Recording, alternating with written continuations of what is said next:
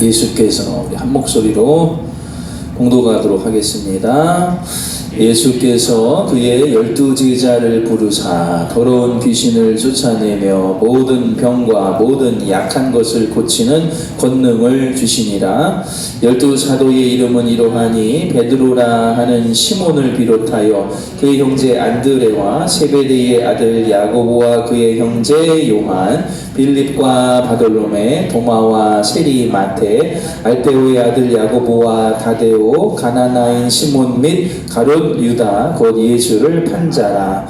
예수께서 이 12를 내보내시며 명하여 이르시되 이방인의 길로도 가지 말고 사마리아인의 고을에도 들어가지 말고 오히려 이스라엘 집에 잃어버린 양에게로 가라. 가면서 전파하여 말하되 천국이 가까이 왔다 하고 병든 자를 고치며 죽은 자를 살리며 나병 자를 깨끗하게 하며 귀신을 쫓아내되 너희가 거저 받았으니 거저 주라.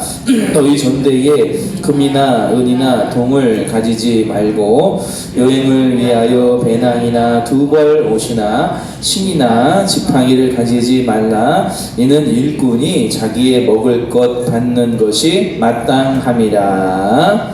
아멘. 하나님의 말씀입니다. 예수님께서 12제자를 부르셔서 이제 함께 동행을 하시고 또 그들에게 권능도 주셔서 주님이 하는 일을 윤택하게 돕도록 은혜를 주셨습니다. 예수님의 공생의 기간의 특징은 가르치셨다는 겁니다. 12명이나 제자를 택하셔서 함께 동행하시면서 가르치시고 복음을 행하는 주님의 일꾼들로 길러내셨다는 거예요. 3년 동안, 공생의 기간 동안 12명의 이름이 쭉 나와 있습니다. 그리고 그들을 부르셔서 권능을 주셔서 이스라엘의 잃어버린 양에게로 가라 이렇게 말씀을 해주셨어요. 특이한 것은 5절 말씀에 보면 뭐 당장 이방인의 길로 가지 말라 하는 건 이해를 하겠는데 사마리아인의 고을에도 들어가지 말라 이런 말씀이 있는 이유는 뭘까요?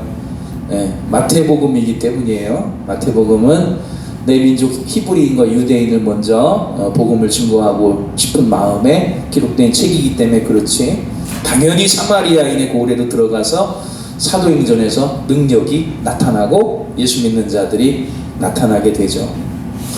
예수님이 12제자를 부르신 목적이 뭐냐? 그것은 6절에 7절에 아주 잘 나와 있습니다. 왜 부르셨어요? 예수님이 12제자를 부르신 이유는 호의호식하고 심부름하고 그런 예수님의 그런 자신의 개인의 목적을 위해서 부르신 것이 아니라 영혼을 구원하기 위해 부르신 거예요. 복음을 증거해서 그 영혼을 천국을 가도록 인도하시기 위해서 부르신 거예요. 오늘날에도 우리를 주님께서 먼저 택하신 우리도 주님의 부름받은 제자들입니다. 왜 부르셨어요? 좋은 거 있으니까 같이 먹자고 부르시고 심부름하려고 자신의 사리사욕을 위해서 부르신 게 아닙니다. 영혼을 구원하는 일을 위해서 여러분을 보내시기 위해서 능력을 주시고 천국을 전파하는 사람이 되게 하기 위해서 우리를 부르신 거예요. 예수님 12제자 부르셔서 베드로부터 쭉 순서대로 부르시는 공관복음이 있고 또 한꺼번에 모인 무리들 중에서 12를 택하사 날 따라와라 한꺼번에 부르신 장면도 나오는데 부름받은 이후에 그들의 삶이 어떻게 되었어요? 예수 만나기 전에는 배도 있고요, 물고기도 잡고 삶에 어려움은 없었습니다. 베드로 같은 경우에도 또 가나안인 시몬도 그렇고 열심당원을 낸 나라의 독립을 위해서 그들 목적 있는 삶을 살고 있었고요, 유다도 머리가 굉장히 똑똑한 그런 사람이었습니다.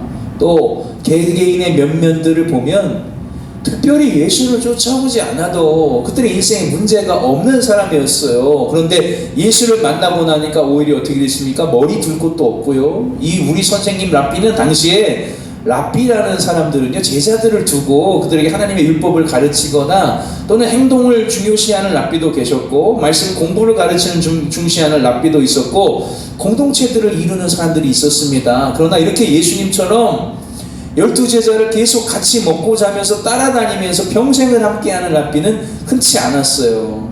그러니까 여러분 세례요한 같은 경우도 요한의 공동체를 이루면서 쫓아다니는 사람들이 있었다고요. 이 세상을 떠나 유리하면서 광야에서 먹고 자고 그를 따르는 무리들이 공동체들이 있었단 말입니다. 그런데 예수님은 따르면 아무것도 나오는 게 없어요. 주여 어디 머무십니까? 우리 사무실은 어디입니까? 나는 머리 둘 곳도 없다. 머리 둘 곳도 머물 곳도 없고요. 다니는 곳마다 공급하는 대로 쉬고 머물고 먹고 해야 했고요. 심지어 먹는 것도 부족해서 지나가다 밀 이삭을 비벼 먹은 그 일로 말미암아 율법주의자들의 지적을 당하는 일이 나타나기도 하고요. 예수님을 따라다니면서 육적인 것은 아무것도 얻는 것이 없었습니다. 그러나 주님께서 그들에게 권능을 주시고 귀신을 쫓아내고 중풍병자가 나고 병든 자가 일어나고 죽은 자가 살아나며 하나님께서 그에게 주신 권능이 있어서 그것으로 하는 일이 무엇인가? 영혼을 구원하는 일을 하셨던 거예요.